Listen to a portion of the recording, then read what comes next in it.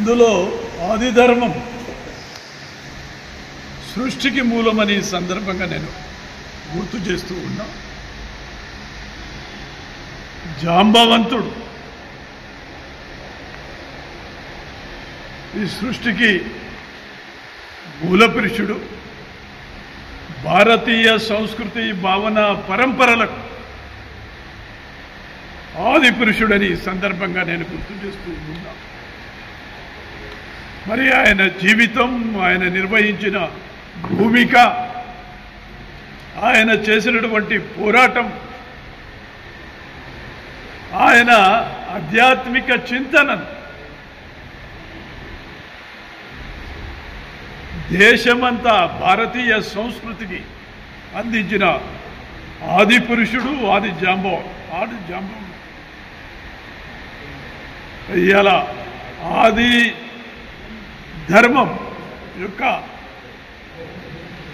సమావేశం ఈడ జరుగుతూ ఉంది. ఒకప్పుడు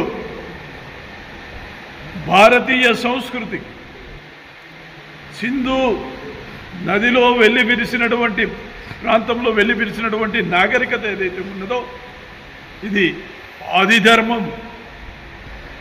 ఆ ధర్మానికి వారసత్వాన్ని పునికిపుచ్చుకున్న ఈ సమాజం ఏదైతే ఉందో ఇది ఈనాడు ఒక శక్తిగా ఆధ్యాత్మిక చింతనను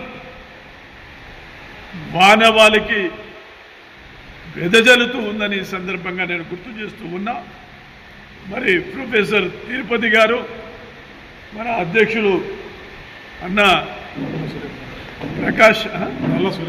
సూర్యప్రకాష్ గారు, వీరంతా అవిరళమైన కృషికి కంకణం పట్టుకు ఉన్నారు.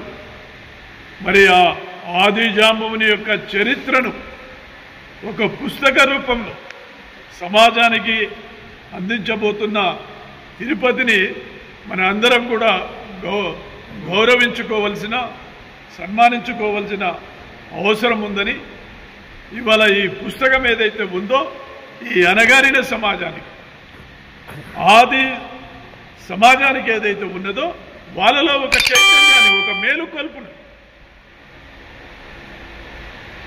తీసుకువస్తుందని ఈ సందర్భంగా నేను మనవి చేస్తూ సెలవు తీసుకుంటాను.